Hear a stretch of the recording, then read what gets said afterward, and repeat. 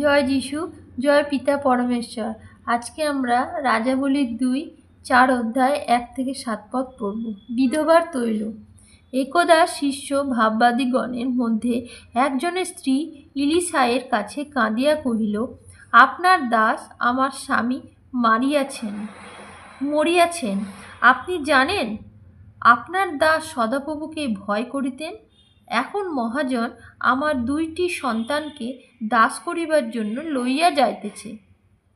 ইলিশার তাহাকে বলিলেন, আমি তোমার নিমিত্ত কি করিতে পারি, বলো দেখি। ঘরে কি আছে?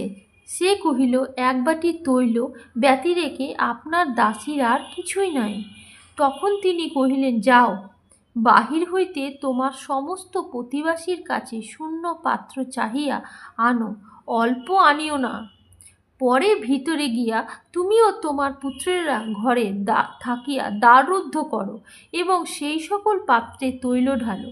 এক এক পাত্র পূর্ণ হইলে তাহা একদিকে রাখো। পরে সে স্ত্রীলোক তাহার নিকট হইতে প্রস্থান করিল, আর সেও তাহার পুত্ররা ঘরে থাকিয়া দ্বাররুদ্ধ করিল। তাহারা পুনঃ পুনঃ তাহাকে পাত্র আনিয়া দিল এবং সে তৈল ঢালিল। সমস্ত পাত্র পূর্ণ হইলে পর সে আপন পুত্রকে কহিল, আর পাত্র আনো। পুত্র কহিল, আর পাত্র নাই। তখন তৈলের স্রোত বদ্ধ হইল। পরে সে গিয়া ঈশ্বরের লোককে সংবাদ দিল। তিনি কহিলেন, যাও, সেই তৈল বিক্রয় করিয়া তোমার ঋণ পরিশোধ করো এবং যাহা অবশিষ্ট থাকিবে তদ্বারা তুমি ও তোমার পুত্রেরা দিনপাত করো। আমিন।